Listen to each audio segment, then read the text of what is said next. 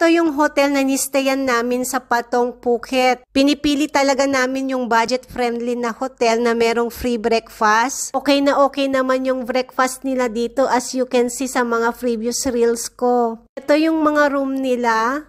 Ito yung room namin. Dalawa siyang room na merong adjacent room sa mga kids. Ayan.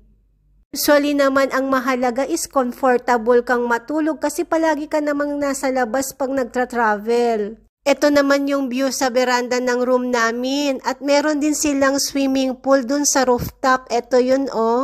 Kaya sulit na yung 5 days 4 nights namin dito na 14K PHP. Then free breakfast pa siya ng 4 packs. So sulit talaga. Night market sa mga food vlogs ko, tapat niya lang to. Walking distance sa Patong Beach at syempre yung Bangla Road. Okay na okay tong hotel na to.